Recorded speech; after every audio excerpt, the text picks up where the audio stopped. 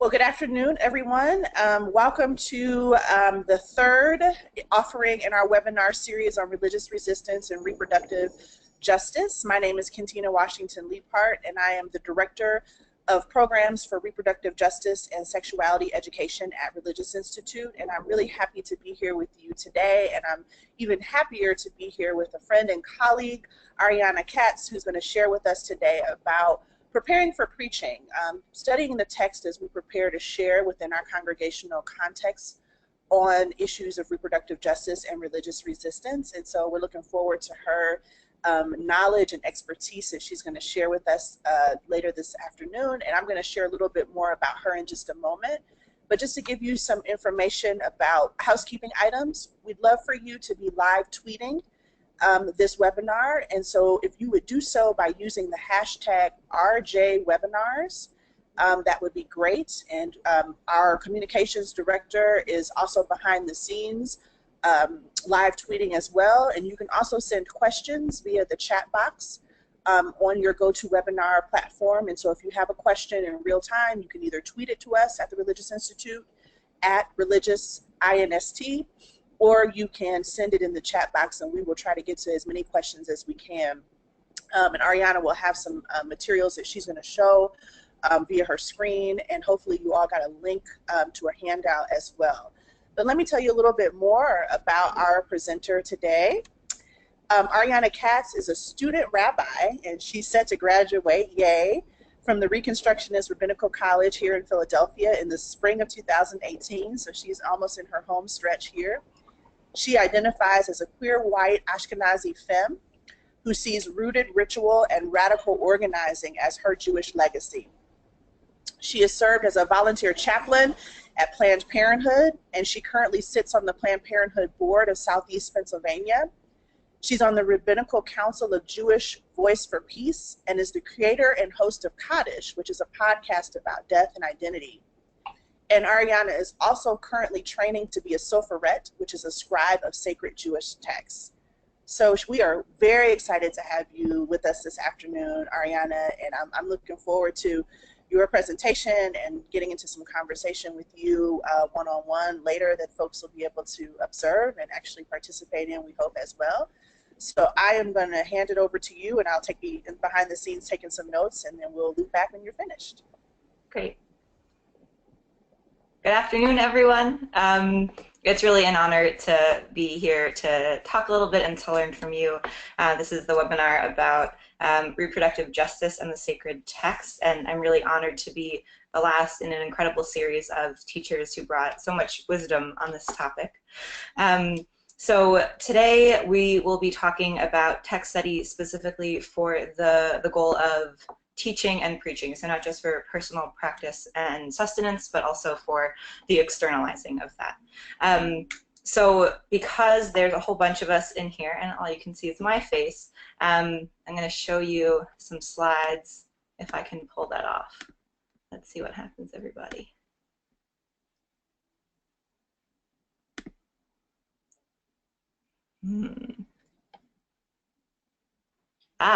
Okay. Show my screen. So now you will see my screen and some questions, oh gosh, that I have for us. All right, so I'm just going to hope that you can see those. So my first question for you today is if you can think about what you're looking to learn from this workshop, and then also to name what setting you work in. So you should have access to that chat box to the right of your screen, and you can just type in there the settings in which you're working. I'm going to leave that up, but I want to see your answers too.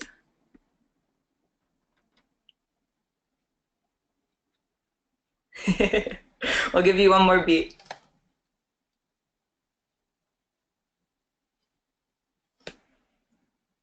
And if you think of your answer later, you're more than welcome to come to it. So I wanted to start by talking a little bit about havruta, the model of partnered learning, and I thought I would share with you a text. So you might have a handout that was sent via email, and I will pull it up here.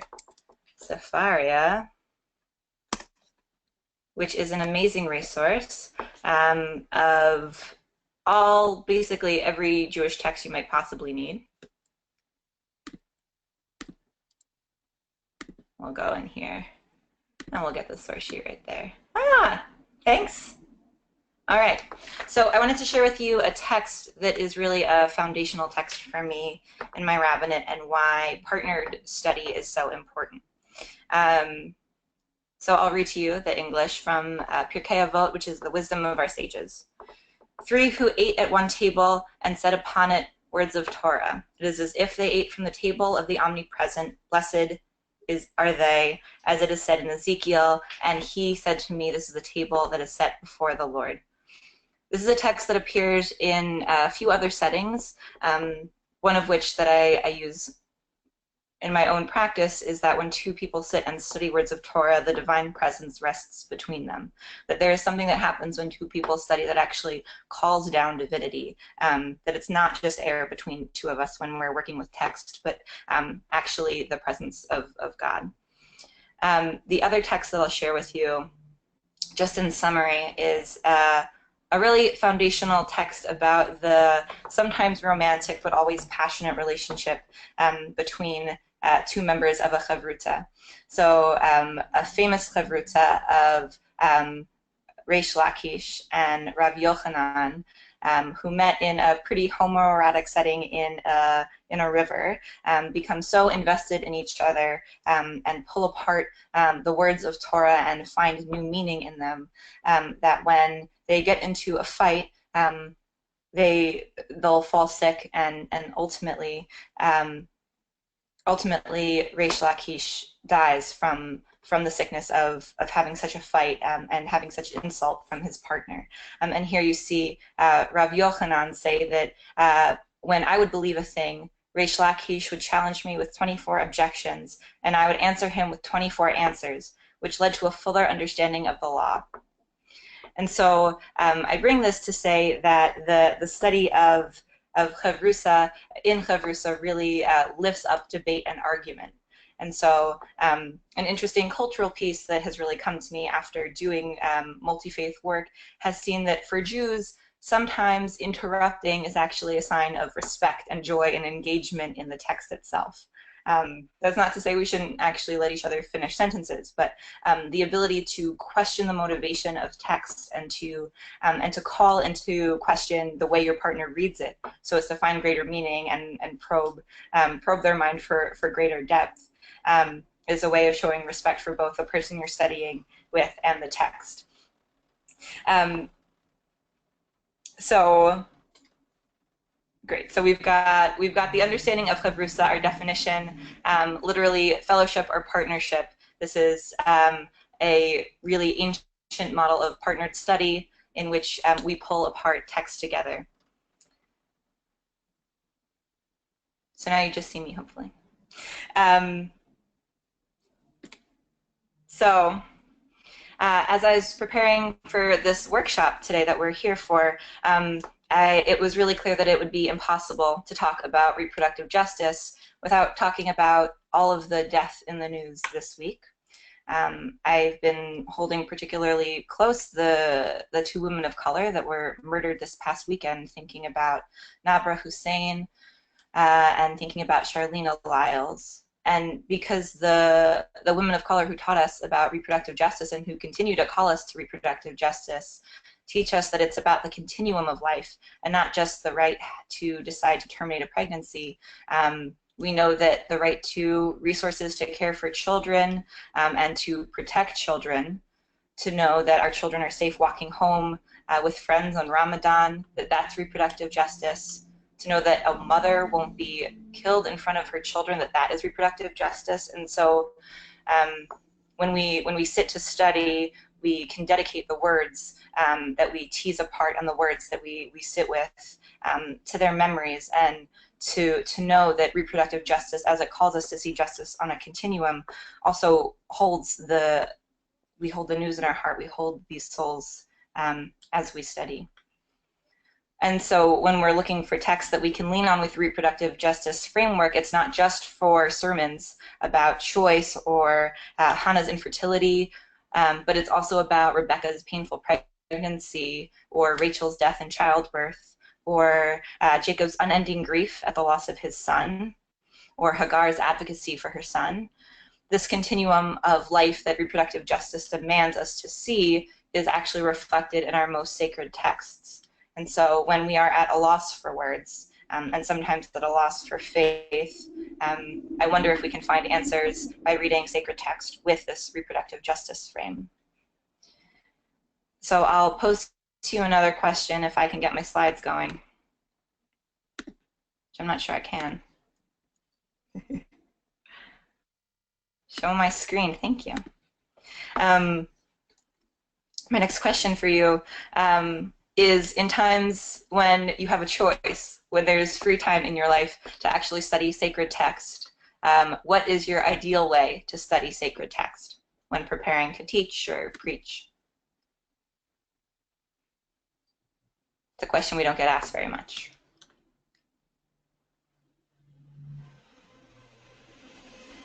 And so if you can understand the vision of sitting on a park bench with your best friend, or by yourself with a withered copy of the text you find sacred, and sitting in the sunshine and learning with unending time and a delicious iced coffee, perhaps that's your sacred. I think that's mine.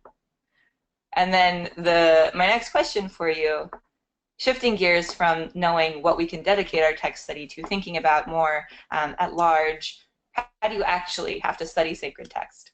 For so many of us who are clergy or lay leaders who are teaching and preaching, we know that we have to sometimes do it in a pinch.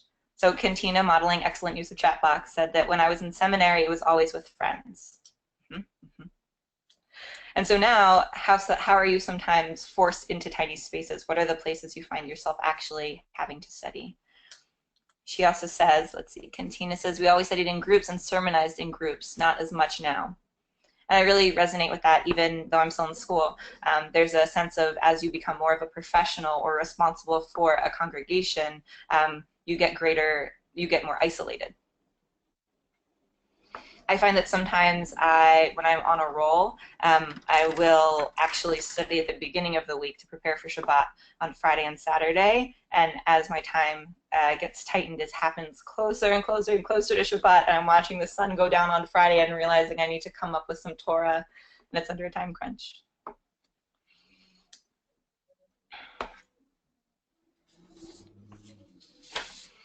So one more question for you, because we're throwing this idea of sacred text around so much, is what do you actually consider sacred text?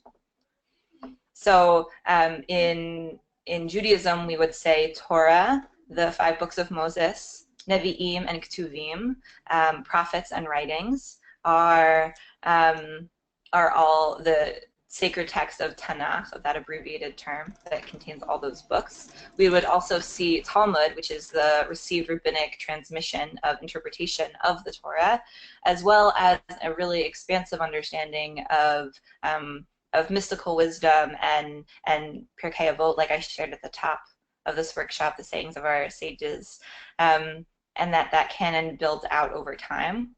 I know for me, I also add in a lot of poetry. There's some poets that are really dear to my communities that become elevated to the level of sacred text, and studying them with the same respect can also find greater depth when we engage with them in that way. Tracy Z says, I lead a reproductive justice group at a large Unitarian Universalist church. So I'm sure there are a lot of opportunities for you all to study text together. I look forward to hearing a little bit more about that. So I want to give us some time to play a little bit with text and think about what that might actually look like if we were to use a havruta model. So back to that handout you've got. Maybe this is a seminary student problem where I just can't winnow down what text to use. So you'll see on this document that there's a lot of different texts. and I will just name a few of them for you for your future study, and I'd love to hear from you about what you learn and pull out from them. So when thinking about reproductive justice in sacred text, so often I find myself working with patients or with congregants who say, there's so much violence in the Torah, there's so many problematic texts, how can you advocate for the beauty that is in text study? And I often wonder if it's the exegesis that we end up buying that gives the text a problematic slant.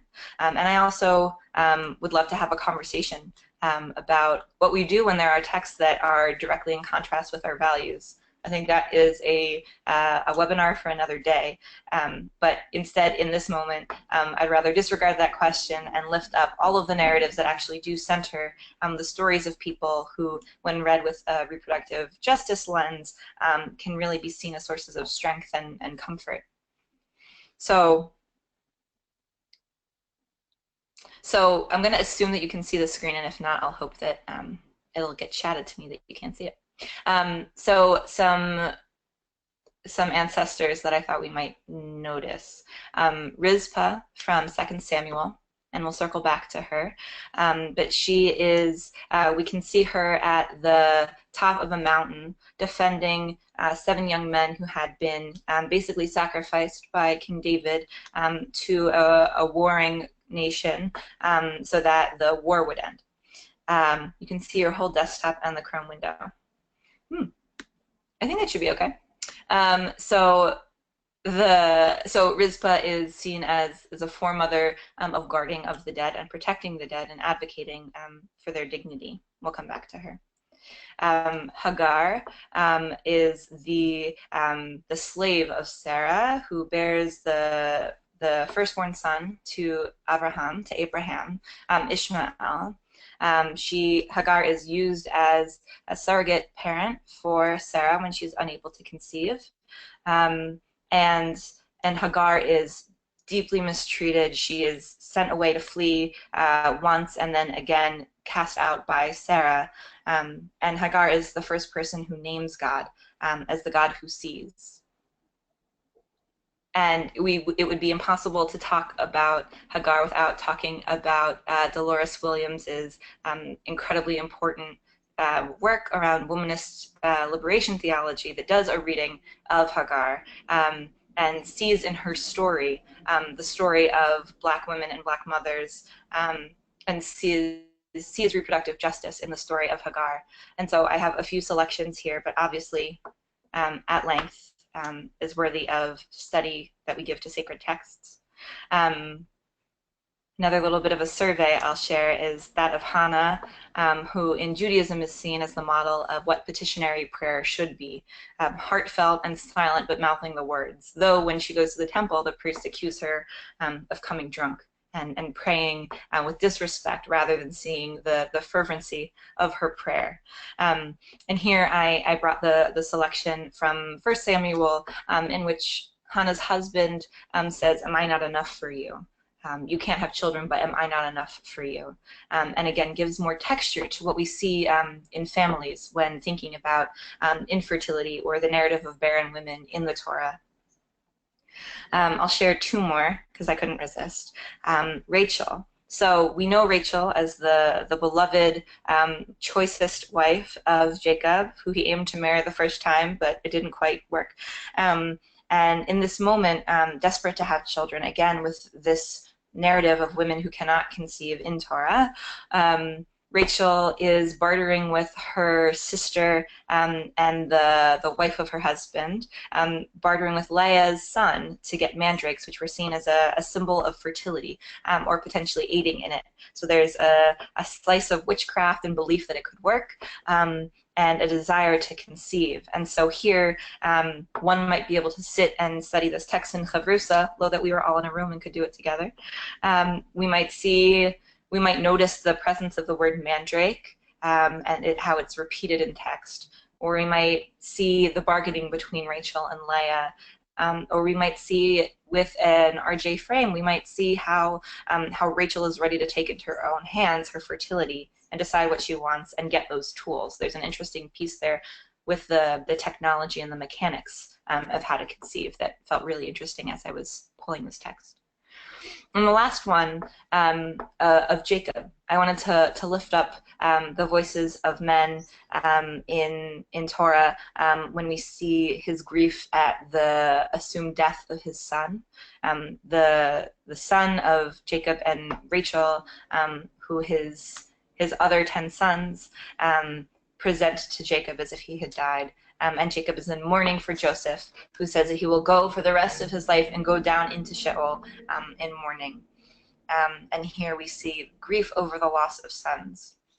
I was recently reading the text by Aviva Zornberg, a modern midrashist, exegetical commentator, who wrote about the moment when Jacob's other son, Judah, hears Jacob lamenting the potential loss of his next son, Benjamin. And when Jacob refers to this as his family, this subset of the family unit of Jacob, Rachel, Benjamin, and Joseph as his family, rather than Judah feeling jealousy and feeling bitterness towards his father of not recognizing the rest of his sons as family, Zornberg talks about how Judah actually can empathize with his father now after Judah's sons themselves have died.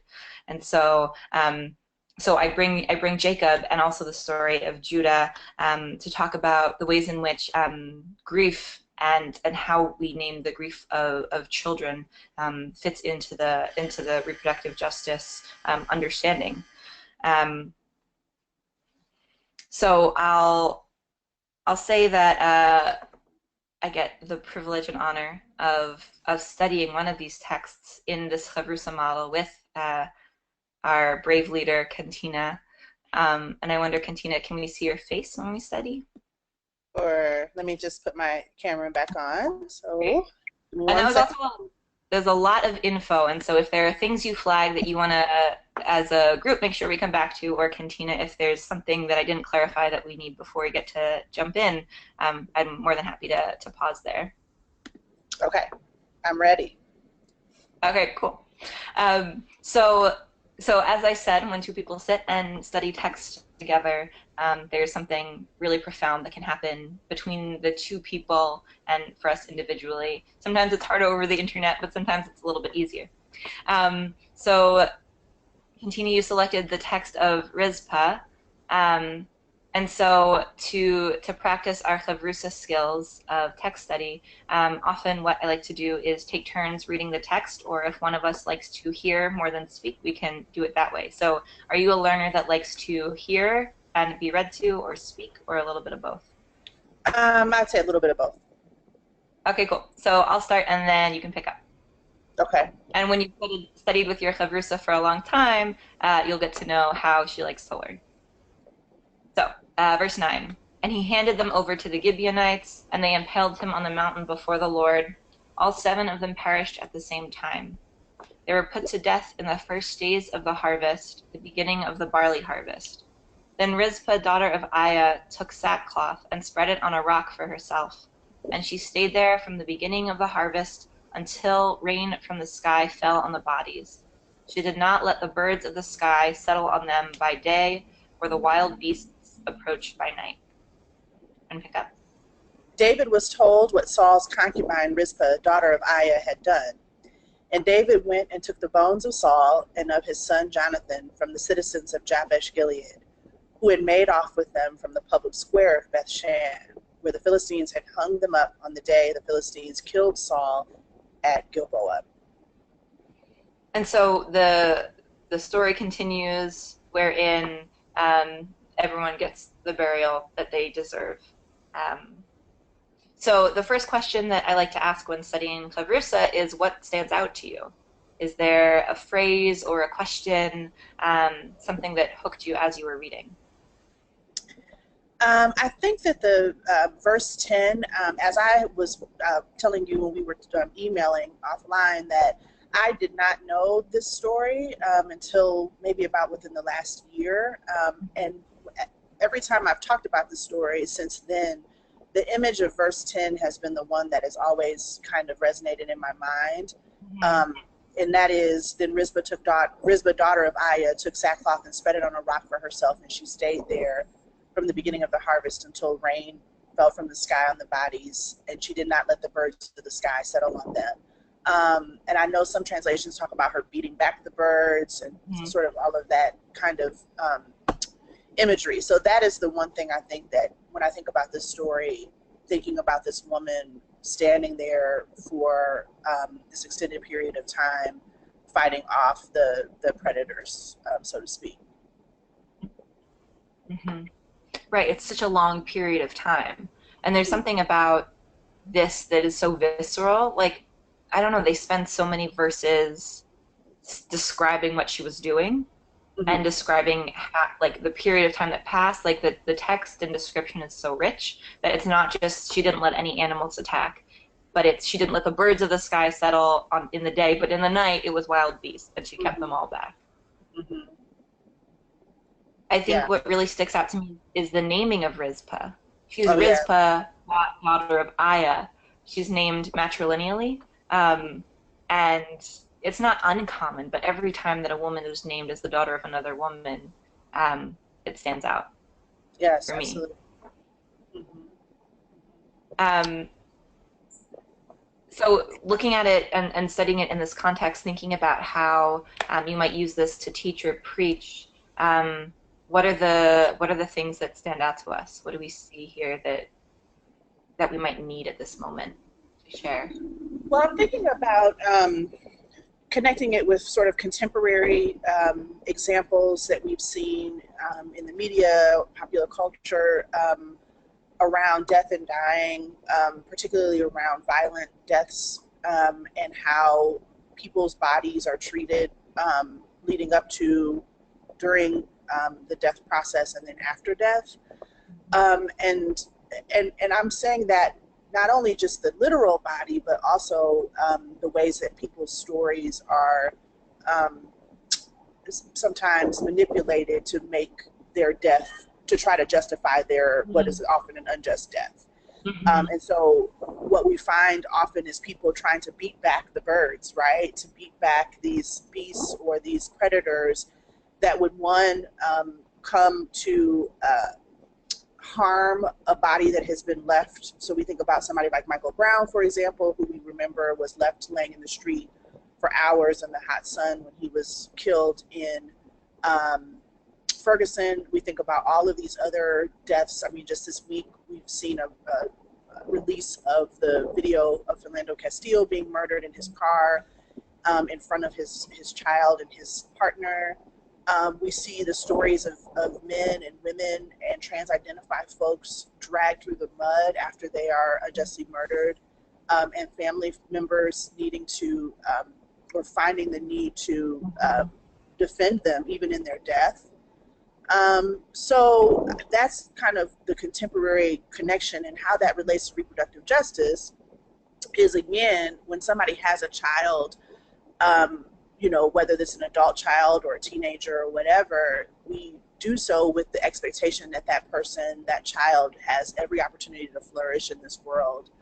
And so when they are stolen from us due to violence, in this case, that is indeed a reproductive justice issue, because that child or adult child had parents and other people that loved them and cared about them and are now mourning their loss. So, and those parents have to stand at the mountain with the sword, beating back the birds. I love what you did, though, seeing dignity not just about the physical body. I'm really grateful for that. Yes. I also this is state violence against the bodies of boys who were targeted for their lineage or for their identity, and were used as collateral. And that feels important, that we see King David, like the just, beautiful, musical, sexy King David, who makes mistakes, but we forgive him because he gave us beautiful poetry. He is the one who said, "Oh, well, that's fine. Let's just take these boys and we'll string them up." And it's there's an interesting piece here that I'd want to spend more time with, because Rizpah, there's like beautiful, beautiful art. I'll put some of it on Twitter because I'm obsessed with depiction of Rizpah, of literally swinging a sword over her head. Wow. And like making contact with vultures, and then there's some where she's hiding behind a rock with a like slingshot, or and various depictions of how the boys were crucified or hung, which feels particularly resonant in Christian theology, like what it means to do these to lots of different bodies. And so, but Rizpah responds with like vigor towards the animals, but she's doing this silent witness for everyone who can see her, because they're in the field. So it's not just King David who sees her, it's everyone who's in the field working on the harvest. And so I guess there's a lot that I'm noticing, but I'm thinking about how she's both of like a violent protector and this tender and passive witness, which feels, it feels a little sticky. Like I don't want to drash on that, right? I don't want to preach on that. Yeah. Well, and it's an interesting, because it can be a binary sort of thing, right? So if we say, you as a woman, you have to be either this or that, not a mix of, which most of us, I think, are a mix of a lot of different things, and you put us in the right, under the right circumstances or particular circumstances, and we will respond in a particular way. And so I think I loved thinking about that imagery, and I had not seen that. So I'd love if you would send me those images or some of those so I can share them with the participants from today's webinar, because it is a powerful, I think, depiction of, because we don't often see women depicted in the Bible in this way at all. In this powerful, I'm not moving, I'm standing here until, you know, and she's certainly not the only one, so I'm not suggesting that she's the only powerful woman and the only steadfast, persistent woman. But indeed, she is somebody that I think we don't hear, or at least I have not heard preached about very often or taught about very often. And so her story has a lot to say about the devastating effects that injustice related to reproductive choice and health and rights and access has, what the Bible has to say about that, or what some of these stories could have us to think about more deeply. And she's got queer family in this. She's got chosen family. She's not just defending her two sons. I'm thinking about your comment about the binary of we're multiple things at once as well. As a slow processor, havruta works really well for me, because sometimes I hear something that was said before and then I'll hear the next comment in a little bit. But she's defending all 7 boys. She's not just defending the 2 that are biologically hers, and she's at the base of this mountain fighting for 7. She doesn't say, oh, these 2 are mine, but these aren't, so I'm going to stay here. And she's not the first woman, like you said, she's not the first woman in Scripture to defend boys that weren't her biological own. And so even that like gives that richer texture that that family is expansive, especially in the face of injustice. Absolutely. This is a really beautiful story, and I definitely think one that can be utilized in a congregational context across the board to talk about reproductive justice. Do you think we have time to look at another one? I mean, I would love to. Yeah, I'm happy to see if anyone has a question or an observation about Rizpah, because right now it's you and I getting to havruta. Well, yeah, definitely open it up for questions. If anyone has that's out there watching, we know there's some of you out there. If you have questions, please or comments, please put them in the chat box. We'd love to engage you as well in this conversation.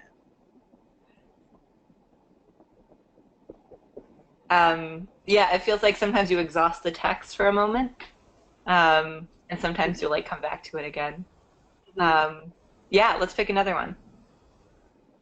I think Hagar might be a good one, especially because you had that commentary there from Dolores Williams. Yeah, this is a pretty familiar story to a lot of people. So things I want to point out before we jump into Hagar, things that I really liked about how we just modeled havruta and ways that you can replicate dear internet watchers, that you can replicate them in your own study, are making observations and welcoming comments and pinging off of each other. And so oftentimes, I know sometimes in text study that's very formal, I feel obligated to stay in one place. And in havruta, when it's not a lecture or a presentation, there's a sense of organic undulating, let's go here, let's go here, let's go here. Sometimes you might ping back and you don't want to go to the place your havruta is going, so you stay where you are, but you're able to do it in relationship.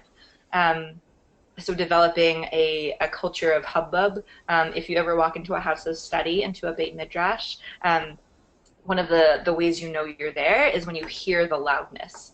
At school, when I know that like God is among us, like we're all actually in it, is when I walk into the library and every table is full and it's so loud. Like it's so loud you have to go somewhere else to do your reading for class. Wow. And so a fervency of like, let's dig into what we're doing here, is something that if you are someone that studies sacred text, either the traditional, ancient received transmissions, or you study poetry or contemporary texts as sacred text, there's a embodied experience of like, and for me, I see havruta being able to do that because I feel that hunger even when I'm sitting with you here.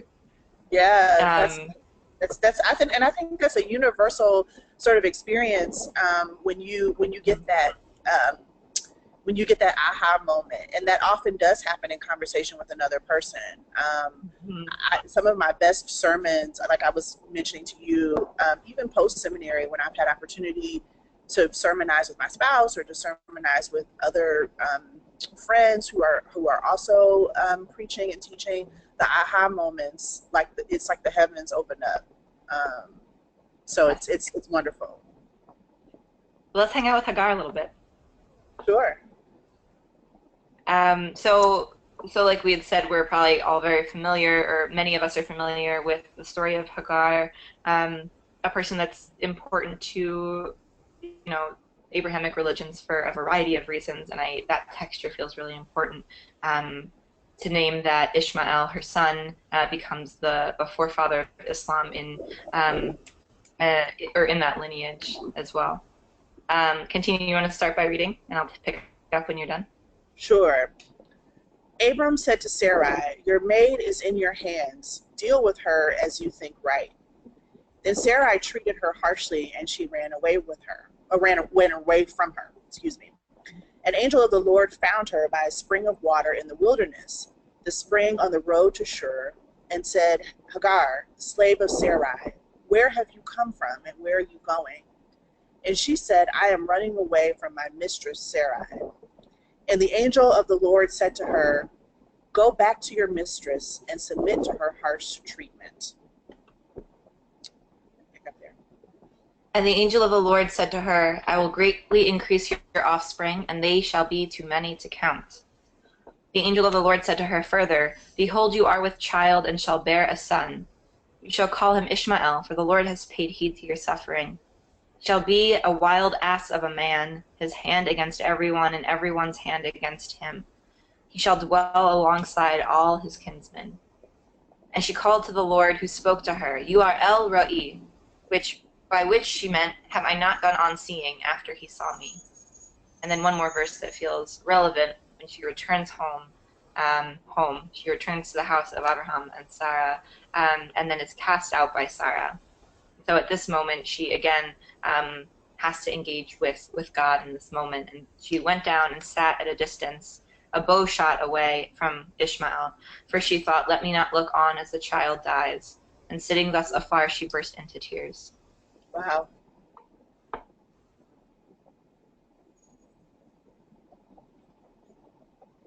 And again, there's so much texture to this woman. Maybe that's why I was drawn to these texts and why you were drawn to study these particular ones that were on the sheet, but there's so much texture to her as a person. Yeah, and I can't help but think about connecting her story and the slavery and as Dolores Williams says here in the quotes that you have here, this coerced experience of motherhood, pregnancy and motherhood, you can't help but to connect that to the experience of enslaved Africans here in the United States and chattel slavery, Mm-hmm. in the ways that women's bodies, Black women's bodies, were not their own, or were treated as though they were not their own. That reproduction was a tool of power and of violence and oppression. Mm-hmm.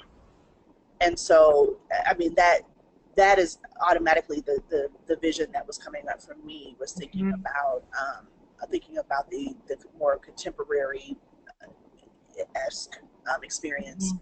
Mm-hmm. And then if you tie that into our current conversation about religious resistance and about reproductive justice, again, women not having autonomy over their bodies, no matter how they may end up pregnant, that they cannot make a decision whether or not they want to be pregnant.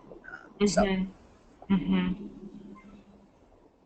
And something that I learned from Williams is switching the lens from looking at Abraham and Sarah, which is what the text tells you to look at, right? They say, look over here, focus on Sarah. She can't conceive. She's in charge, even if she's behaving wickedly, like we're noticing her.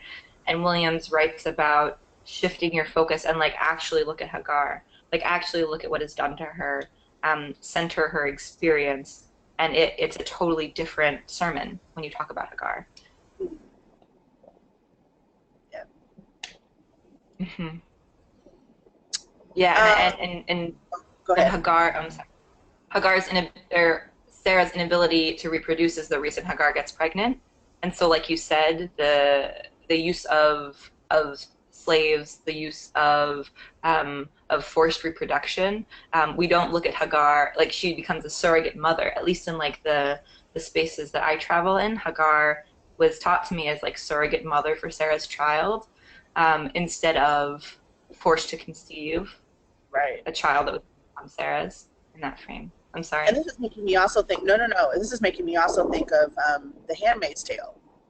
I mean, that's been getting a lot of sort of popular culture Mm-hmm. um, uh, attention lately, and this, right there, we see an example of that. Women being specifically, and I've only seen maybe one or two episodes of it on Hulu, but the first one or two episodes I saw, I was horrified at what I was seeing. And so yet another example of women's bodies being used for reproductive purposes and them not having any control over that. Mm-hmm. And perhaps we aren't too far off of seeing, examples, even more examples of that in our current context. So, I think this might ultimately, in a preaching or teaching conversation, make us think a little bit more about what it means to be a woman who might be suffering or struggling with infertility, Mm-hmm. and what kind of impact that has on your partnership, if you are in a partnership with someone else, what that experience is like for the woman herself, if she's having infertility issues, what kind of gender dynamics that may incite if she's in a relationship with a male identified person, or vice versa, if he's the one perhaps who has the infertility issues, and what that means for the relationship dynamic, and the choices that people make. So, looking at that from a contemporary lens, and we're thinking about real life scenarios that are happening in our congregations, that's something that comes up too. Mm-hmm. And recentering Sarah and saying you're a woman who couldn't conceive in a society in which your conception was your primary function, and how does that make you behave and lash out? There's something potentially pastoral that still keeps Hagar at the center by seeing her as the damage of Mm-hmm. Sarah's behavior, but also to work with someone pastorally to say, like, you are in such grief, like, look at how Sarah behaved. I can't imagine the kind of pain you experience and like have to function in society. There's a recentering of Sarah with an understanding of her suffering, if we like see to what lengths she treated Hagar. I see we have a question from Tracy Z here, and she says, why are we saying Hagar was forced to conceive instead of raped? I think that's a great point, Tracy, if you're still watching and listening. She was raped. This was not a situation where she had any choice to enter into a sexual relationship that she wanted, and certainly didn't have any choice about a pregnancy that could potentially result or would result from that. And so thank you, Tracy, for calling us on that point. I think that's important to think about language and be very clear about the fact that she was raped. And I noticed in myself, there was the first emotion of like, you're totally right, and the second emotion of, but we're talking about nuance, which is rape apologism, which is like the internalized ways that we explain away violence, to say like, oh, well, it's societal, this is how it works, right? And so, Tracy, you bringing that up actually names what reading text with a frame of seeing reproductive justice says like, oh no, this wasn't society. Like, this woman was raped, and sheds greater light on it when we are actually looking to name the activities that are happening and not offer apologisms that have done so much violence, both in this text and so many other texts that we've heard explained. I'm really grateful for that, Tracy. Thank you. Thank you, Tracy, for your question. I wonder, Ariana, as we draw to a close here just in a few minutes, I know you're still in school and are coming into your last year. A lot of the folks that we have watching us today, or will watch this later, are folks that are already out doing full-time work, religious leadership in churches and synagogues and other faith communities. And so they don't always have the benefit of being in a seminary or rabbinical school space where you are in a concentrated environment with your friends and your colleagues all the time. Do you have some suggestions about how people can basically create this as a spiritual discipline and as a vocational discipline in their lives as religious leaders? That's a great question. Thank you. Did I adjust the technology appropriately? I got rid of our... Yes. Okay, beautiful. Yeah, that's a great question, and that's totally the glaring error here. There's a moment when you're no longer like swimming in the beautiful warm bath of school.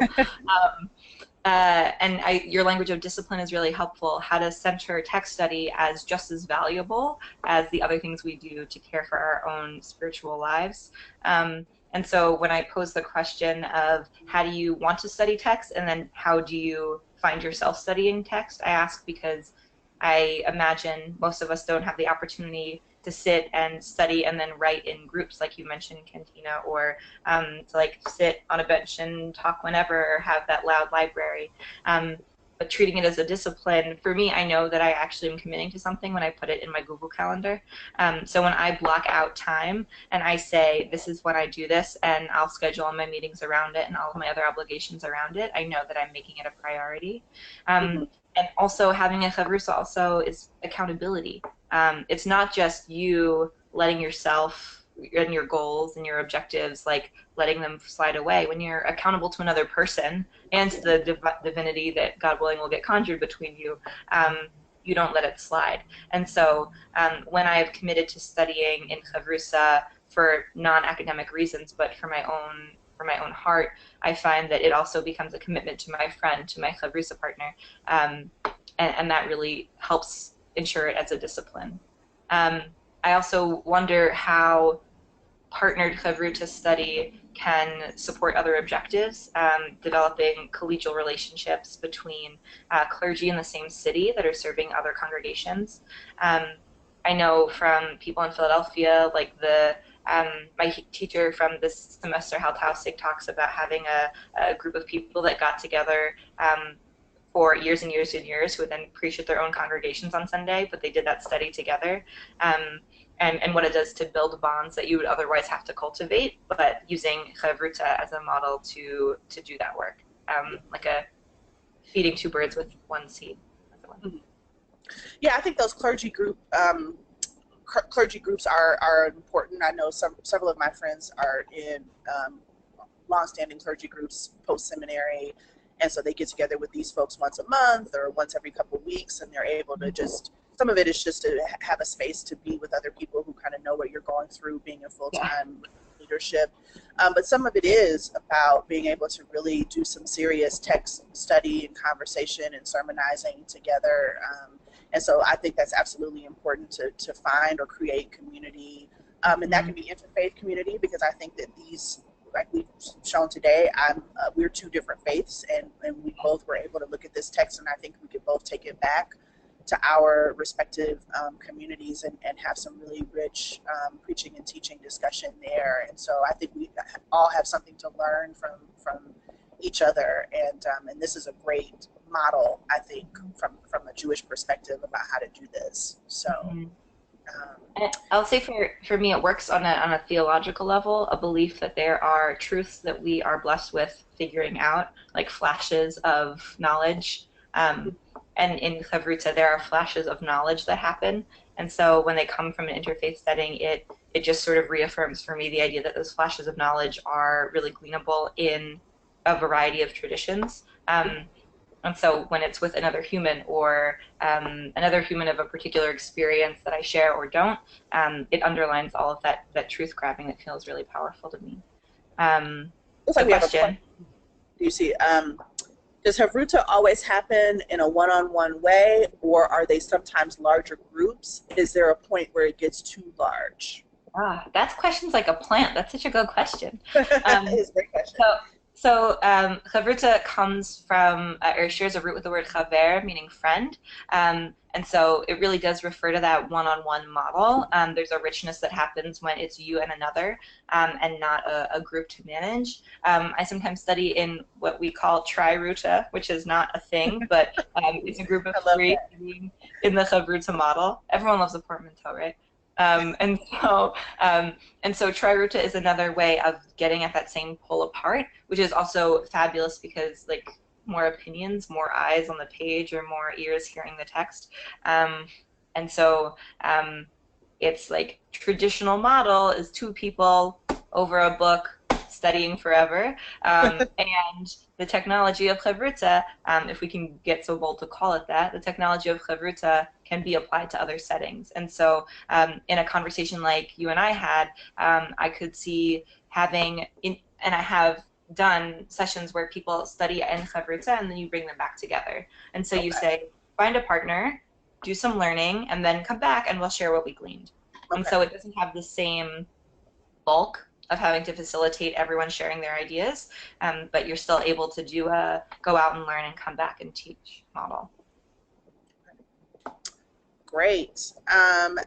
Trying to see if we have any more questions. We're in our last couple minutes here, so if anybody else has any burning questions, please type them into the chat box and let us know. And if not, if you think of something later on, please feel free to email us at the Religious Institute, and we will get those questions passed along to Ariana, and she will hopefully have an answer, or if not, she'll have some resources to point you in the direction of.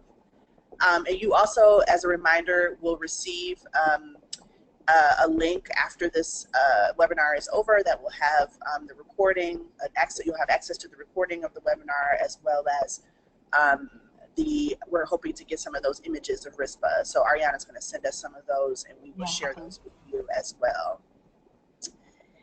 Well, this has been great. I appreciate all that you share. This was wonderful to sit and look at these two texts, and you had some really great ones on your list there. So hopefully our folks will take a look at the ones we had time to do today, as well as some of the others that you had suggested on your list there.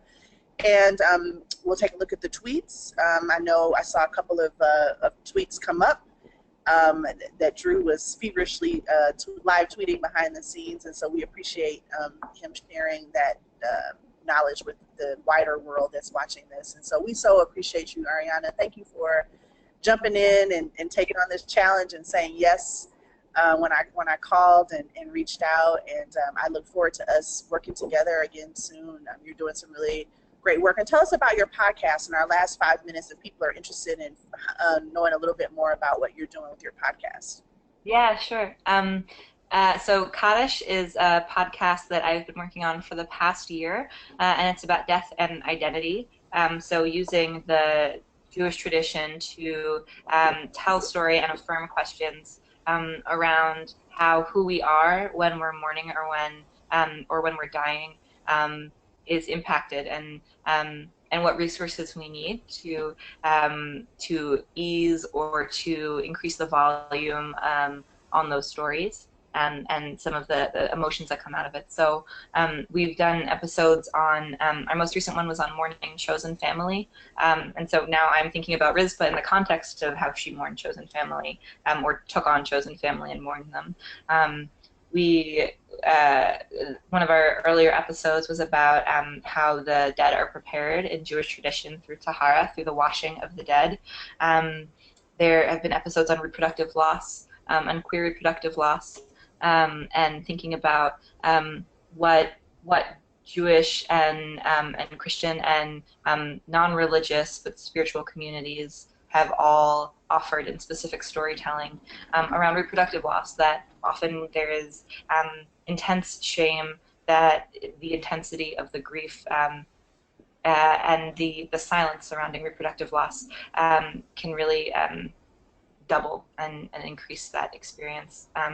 And so the episodes are mostly storytelling based. My little voice pops in sometimes to offer opinions. And there's some really intense episodes and some really easy episodes that are more factual. So I encourage you to have a listen, kaddishpodcast.com. And we're having a rap party in Philadelphia beginning of July, on July 6th, if you want to come. Everyone's welcome. And so that'll have been a season of it. In reflecting on getting a chance to study with you, Kantina, and that's what I want in the future. That's what I want to do with you in the future. Reflecting on the idea of this both as a function of, oh, we'll be able to work with what we learned from this, we'll be able to make something productive out of it, and also we'll be able to be nourished by it, because those of us who are doing reproductive justice work as religious people, there's that tension between what will you do for the outside world, and also knowing that we need nourishment, and that offering care to the people who are doing the work of reproductive justice, who are how are we praying with the people in clinics who are actually doing the hands-on work and the experiencing the social cost at times, but also how are we being nourished as religious leaders. And so I hope that havruta and text study is one of the ways that we can both serve the outer world and develop an internal relationship with the text. Absolutely. Well, thank you so much. I really appreciate this, and we will talk soon. And thank you for all of the folks out there who've joined us today for this this third in our webinar series, and we look forward to having more of these. And please take a look at the YouTube link or the recording when it comes out, and as well as the materials that we're going to share with all of you, and use them widely in your congregational context, and share with us your successes, share with us some of the challenges of introducing this concept in your own life as a religious leader, as well as in how you translate it into your preaching and your teaching in your congregation. We'd love to hear from you and hear how it's working out for you. Okay, thank you.